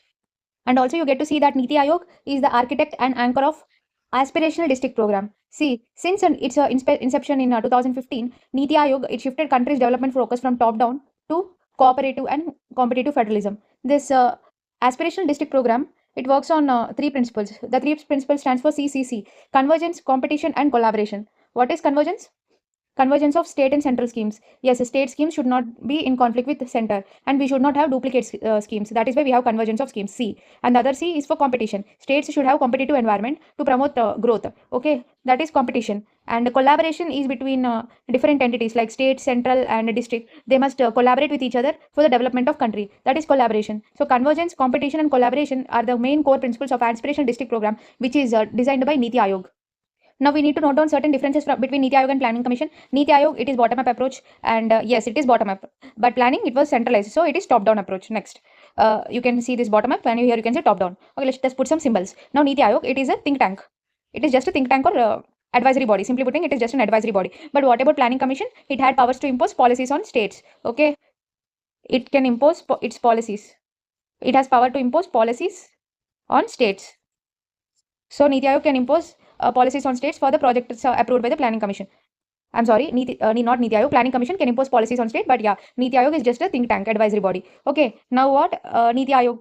In Niti Aayog, we get to see proactive role of state, right? State role was very dominant, proactive role of state. But there is no much state role seen in the Planning Commission, right? We did not see any state role in the Planning Commission. And also, since it is a think tank, implies it had no financial or fund distributing powers. Fund allocation powers. Niti Aayog did not have any fund allocation powers, but yeah, Planning Commission had fund allocation powers. Okay.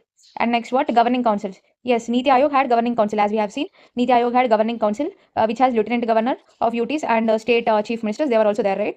But if we see Planning Commission, there was this National Development Council, which had lieutenant governors and state chief ministers. Okay. So basically, Planning Commission had to report this National Development Council that was still seen even in the Planning Commission. Okay. What else? We have seen similarities. Now let us focus on some. We have seen differences. Now let us focus on some similarities. What similarities did Niti Aayog and Planning Commission have? For example, their primary motive is the same motive. What is the motive? Development of nation. And both are non-constitutional bodies and non-statutory bodies. I mean, they are extra constitutional and non-statutory. And what else? They had to meet annually and discuss plans. Meeting period is also the same. So there are some similarities also. It's not like they are different, completely different. Now let us see one more important thing.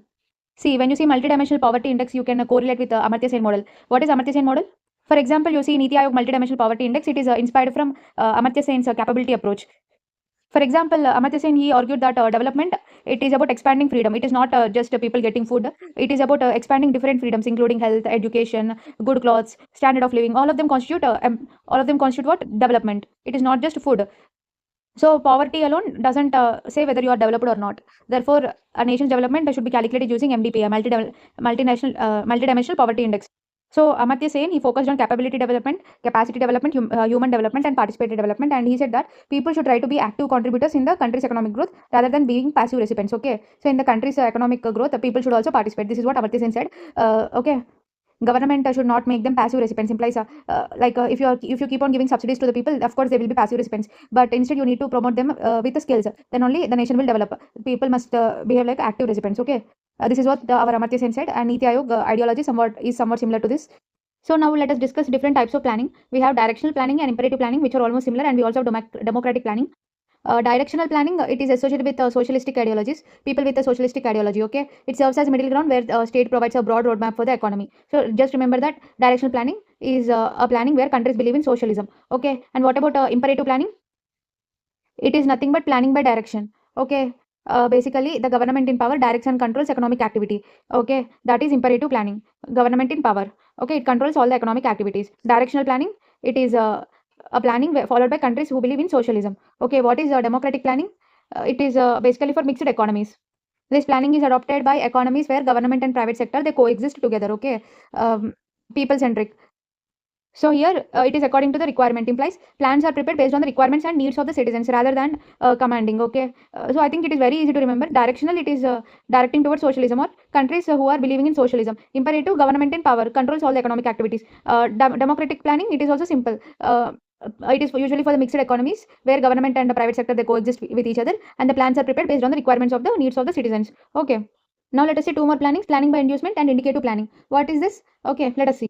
See, in the planning by inducement, the state regulates production and consumption patterns. For example, instead of a businesses deciding the market influence, it's the government who decides it based upon the monetary policies and fiscal policies. So the monetary policies and fiscal policies, they are controlling the economy of India. I mean the economy of that country. If state is regulating, if state is controlling the production and consumption patterns, then it is planning by inducement. So basically, government is inducing the economy of the country. I mean, government is molding the economy of the country according to its monetary policy and fiscal policy. Okay, that is planning by inducement. Now next we have indicative planning. What is indicative planning? Basically, it doesn't follow command. It doesn't follow command or control state. Instead, it provides a roadmap for the economy. For example, it is a decentralized. Decentralized implies yes, it is not following command or control hierarchy. It is starting from the bottom up approach. Okay, that is indicative planning. Basically, it works on the decentralized principles.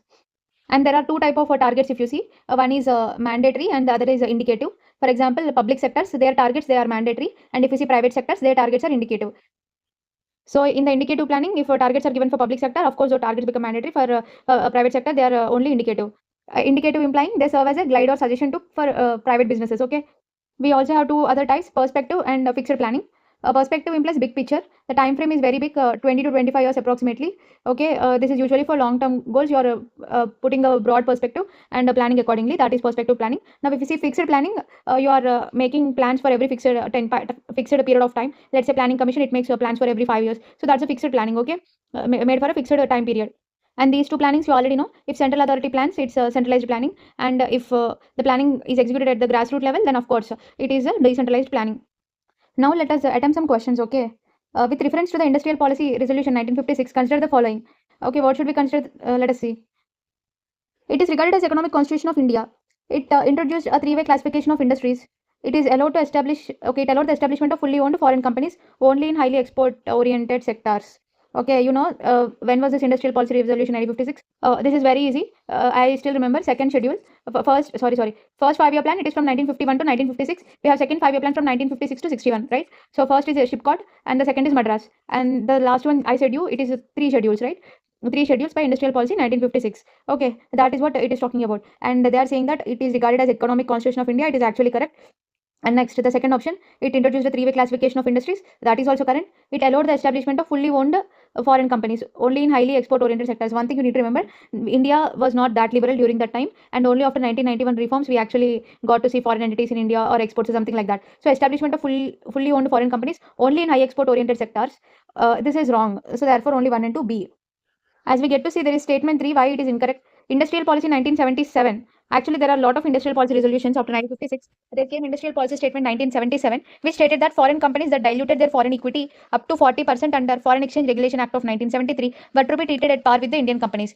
Fully owned foreign companies were allowed only in highly export-oriented sectors or sophisticated technology areas. Okay, that was actually in 1977 that they have allowed fully owned foreign companies. But anyways, as we have seen that there is no such provision in 1956, you should have eliminated this option. Even if you don't know this, you know everything about 1956. Therefore, you should have eliminated. Okay, let us see 3 schedules.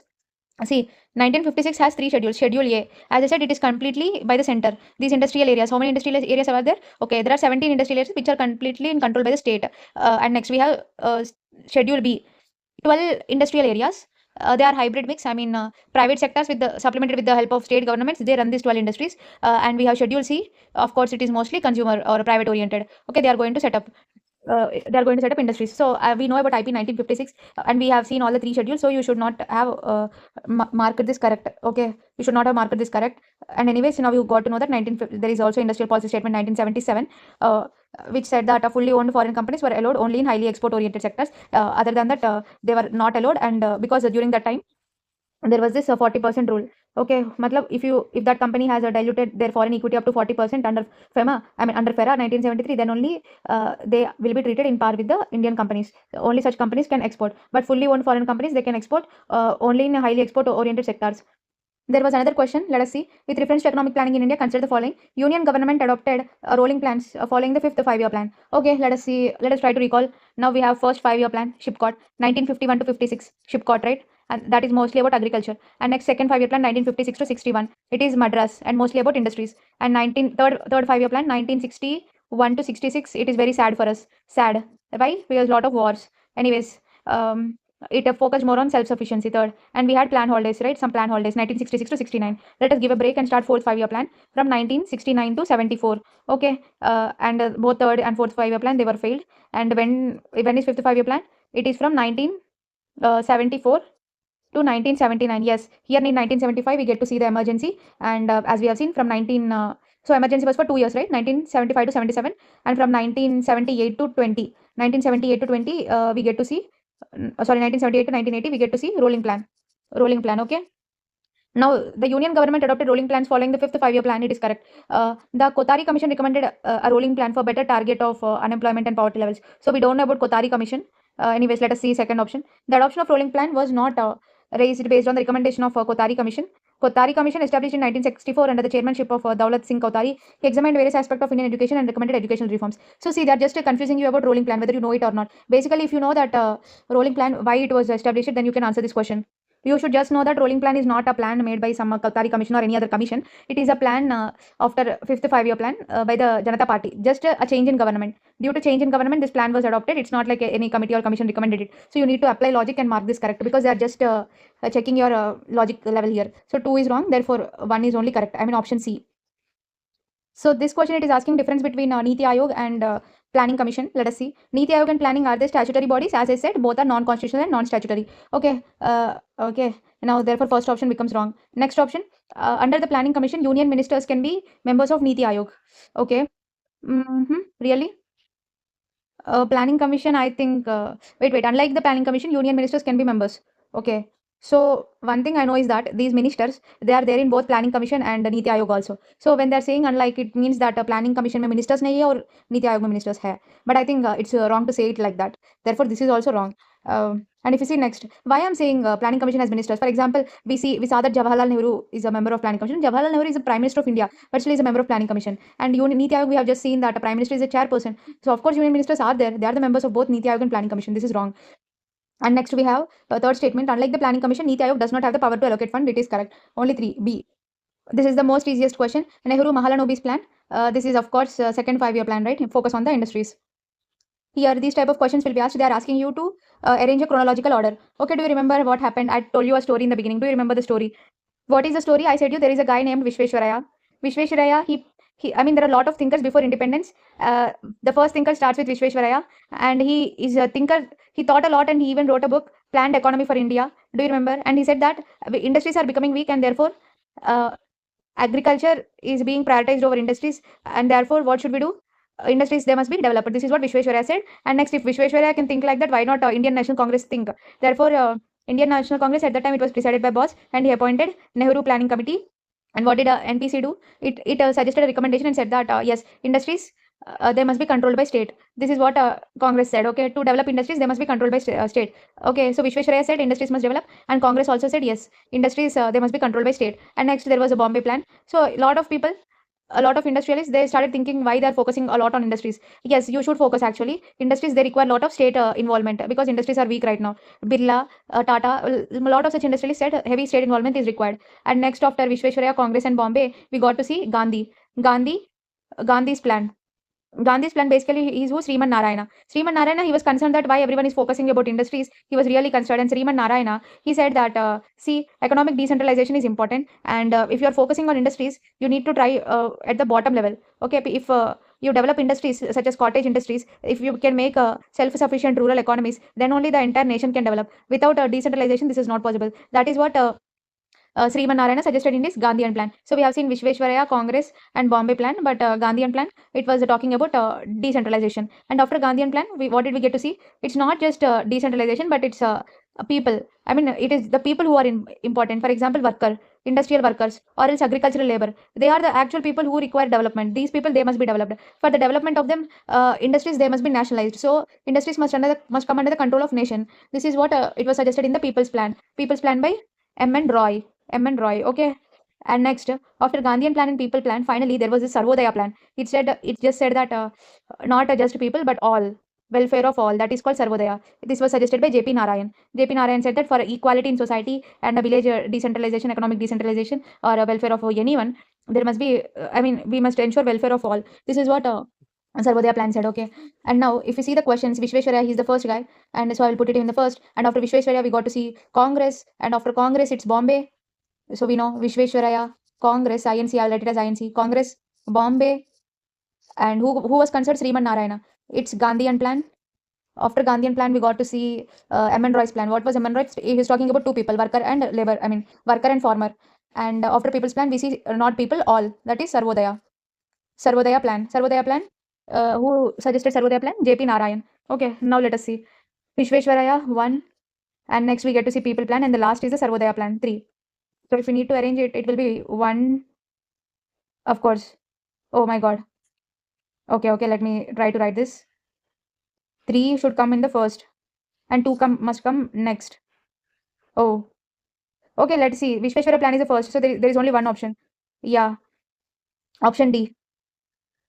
Okay, now next question. This was from UPSC Prelims 1993. It is asking a difference between imperative and indicative. You know, there are two types of planning. As I said, imperative, control of the government, and the government is the planner and everything. And indicative, of course, you have also seen what is indicative.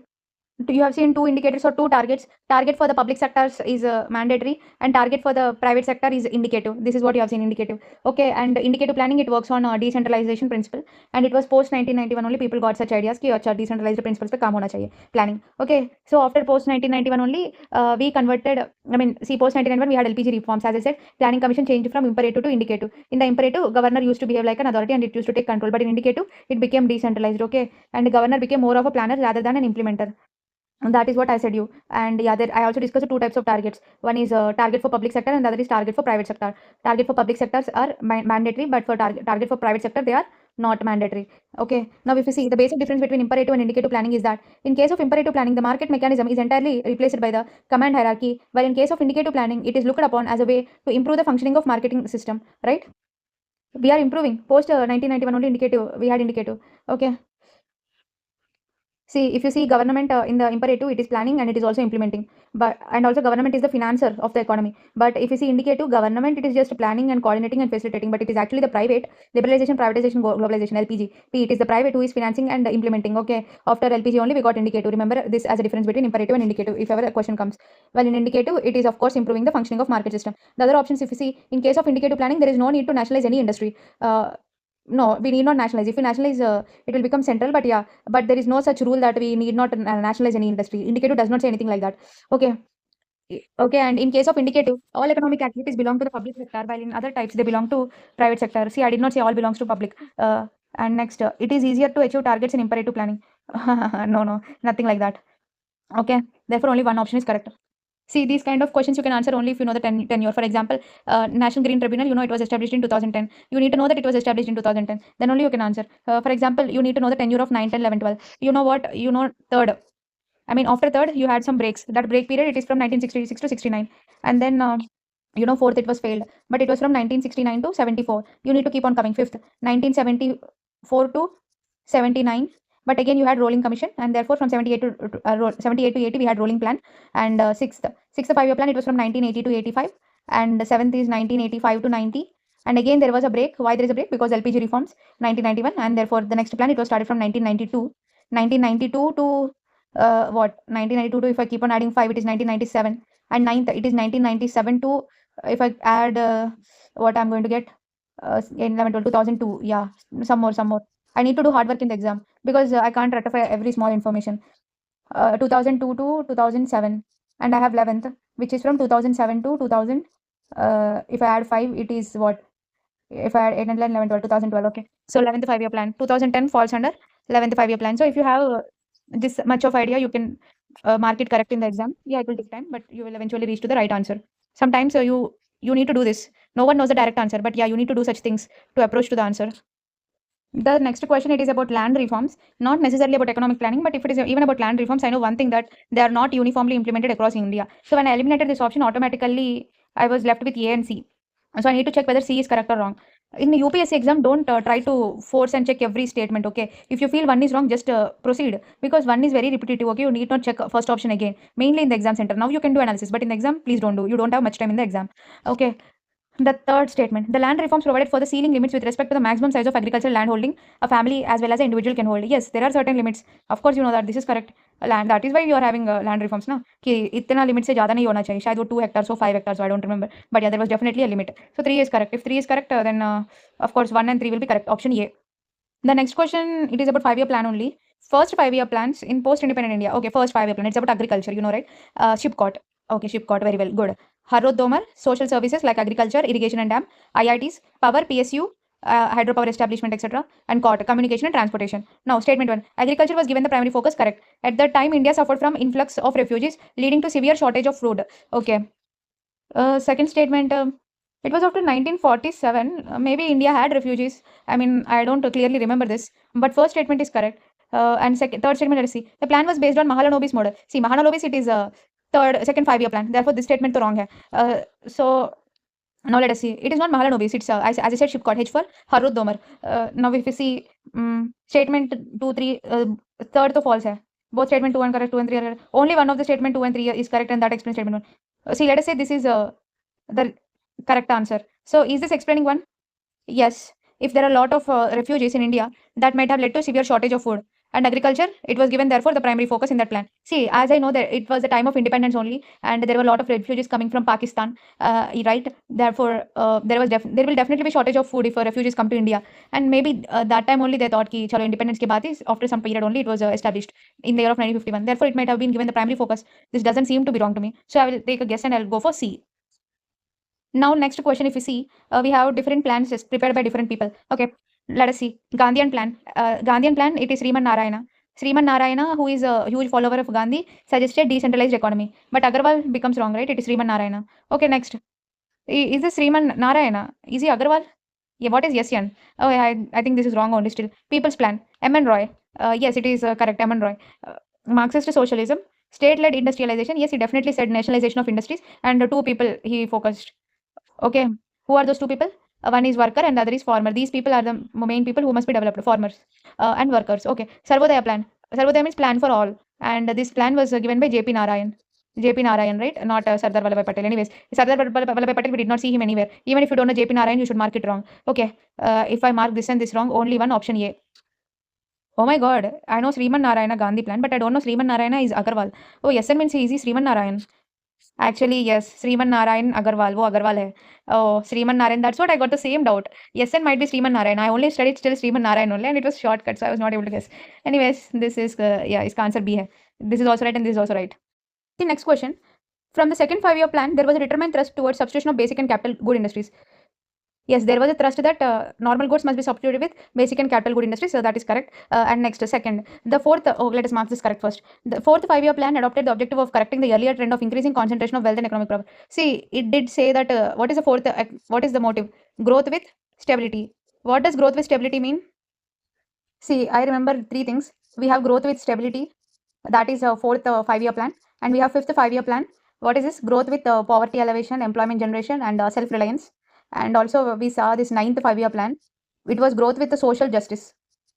So this somehow it is relating with me with the ninth, because then only it will talk about eradication of concentration of power. But growth with stability also, some growth with stability is most likely linked with inflation.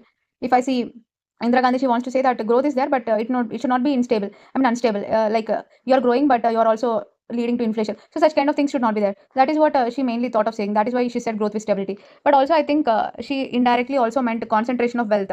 That is also possible. This seems more like a generic. She wanted to correct the earlier trend of increasing concentration of wealth and economic power. I'm not really sure about second option. But if I need to choose between, uh, I definitely know one is correct. Therefore, I have option A and option D. Okay, two तो correct है. चलो to तो correct है, मान लेते हैं. In the second growth with stability there is also that she wanted to correct earlier concentration of power. तो बचा हुआ third option, is it correct और not? In the fifth 5 year plan for the first time the financial sector was included as integral part of the plan.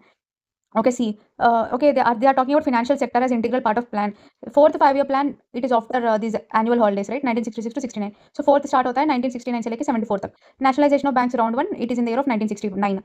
Therefore, even if I want to include financial sector, I will include it in the fourth 5 year plan, not fifth. One thing, fifth is about poverty eradication and employment generation. So most likely I will not choose.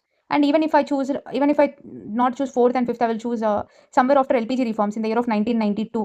It is some 11th or 12th, I don't remember. So 8th, I think, I don't remember, but yeah, not fifth, definitely. Right, I think not fifth. So I'm making a blind guess and going with option A. Thanks for watching. This is about economic planning. Thank you.